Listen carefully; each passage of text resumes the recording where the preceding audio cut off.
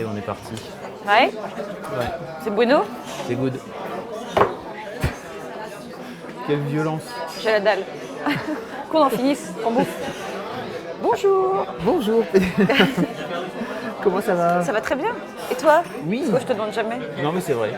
T'es cool. C'est bien. Tu perso. Tout va bien, oui. Alors, American Vampire. Mais indeed, Fabrice. Et que vois-je? Stephen King. Mais vas-y, me spoil pas mon petit effet d'annonce. Merde. Attends, Et que vois-je? bah tu ne vois rien. J'ai fait des BD qui font rigoler, les BD qui font pleurer, mais ça c'est la BD qui fout les boules. Tu te chies dessus. Tu dors avec la lumière allumée. Ouais. Car le co-scénariste est Stephen King. Ah. Alors je ça savais va, on pas. a toutes lu et aimé un Stephen King, donc pas de ah ouais, super la sous-littérature. C'est bon quoi, on a toutes aimé Stephen King à un moment ou à un autre. De quoi ça parle à ton avis? C'est ce que j'allais dire. Donc, je vais te laisser faire. Bah, tu ne le croiras jamais, ça parle de vampires. Ah bon? L'intro est écrite par Stephen King et je m'en vais vous lire les premières lignes parce que ça... Voilà. Voici quelques exemples de ce qu'un vampire ne devrait jamais être. Un détective palichon qui boit des Bloody Mary et ne travaille que la nuit. Un gitan mélancolique de la Nouvelle-Orléans. Une adolescente anorexique. Un éphèbe diaphane aux yeux de biche. Alors que devrait-il être? Un tueur de sang-froid assoiffé de sang chaud. Voilà, le ton est donné. C'est-à-dire que c'est pas du tout des vampires romantiques, adolescents qui ont des amours. C'est pas genre le film là, la coupe. Ouais, ou même c'est pas Entretien avec un vampire. Quoi.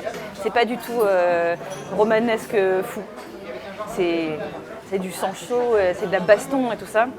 Et ça fait trop peur. Alors, l'histoire. L'histoire se déroule à la fin des années 1800, au moment de la... Oh, je vais peut-être dire une grosse connerie. Au moment de la... Non, je vais pas le dire. Je voulais rapprocher d'un événement historique, mais comme c'est un petit peu flou dans ma tête, je vais pas le faire. On va dire 1890. Oui. Il y a un braqueur, tueur qui s'appelle Skinner Sweet, qui est une espèce d'horrible crapule, hyper méchant, qui tue tout le monde, qui est horrible, et qui en plus est un vampire.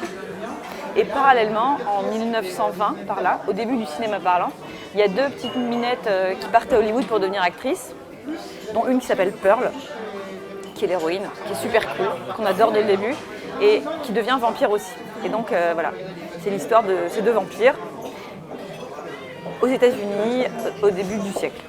Mais avec des producteurs de cinéma qui veulent faire d'elle une star, mais qui en fait sont des vampires. Il y a tout un parallèle milieu du cinéma, vampires, etc. Et en fait, il y a une partie de vampires qui sont les vampires d'Europe. Donc les vampires un peu, comme ils disent, qui s'habillent comme des chochottes et qui craignent le soleil et qui sont comme ça, un peu ambiance Nosferatu. Et les vampires qui sont nés sur le sol américain ont muté.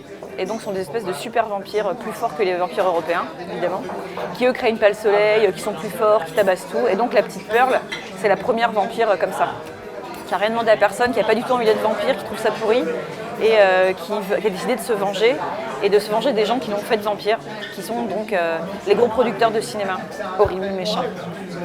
Voilà. Et donc elle se fait aider par l'autre vampire, Skinner, le méchant tueur. Et donc les deux sont des personnages horribles, hyper méchants et qu'on adore, et qui se battent trop bien, et c'est super. Et ça fait vachement peur, c'est bien écrit, évidemment c'est un petit peu écrit par Stephen King, hein, donc c'est quand même pas non plus... c'est pas le premier venu, donc c'est pas mal. Et c'est le début, en fait il n'y en a que 5 de traduits pour l'instant. Donc c'est le premier volume. Donc ça s'annonce comme une espèce d'épopée incroyable, on a hyper hâte de lire la suite. Seulement 5 de traduits.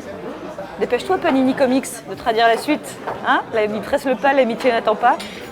J'ai hyper hâte de lire la suite, c'est trop bien. Et le dessin est vachement bien aussi, et c'est très très bien, donc je vous le recommande. On va se quitter sur un petit mot de Stephen King peut-être aussi.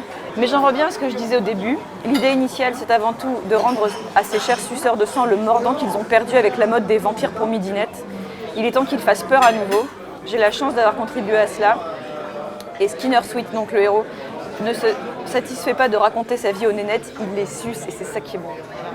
Hyper rock'n'roll en plus. Waouh. Ouais, non mais c'est vachement bien. Et pourtant, moi les trucs de vampires à la base, c'est pas...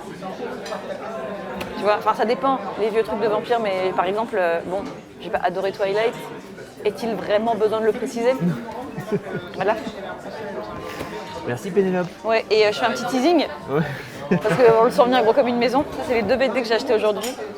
Je fiche mon billet que je vais chroniquer l'une ou l'autre ou les deux, parce que ça, j'ai lu le début et ça a l'air trop bien. Et puis en plus, C'est de qui? oh, allez Fabrice, c'est ton petit moment, vas-y. C'est de Nine Antico. Ah, la grosse fan qui lit que des bouquins d'elle. Et ça, tout le monde m'a dit que c'était super, donc probablement à venir. On se retrouvera alors. On se retrouvera. Et cette fois, tu n'oublieras pas ta caméra. Oh le petit clip. Ah, voilà, Oh là là. comme la dernière fois. C'est horrible. Allez, salut. Salut. Bon allez, on bouffe maintenant. Ouais. Tu peux pas faire des plans? Si, faut faire des plans. Peut-être on mange avant.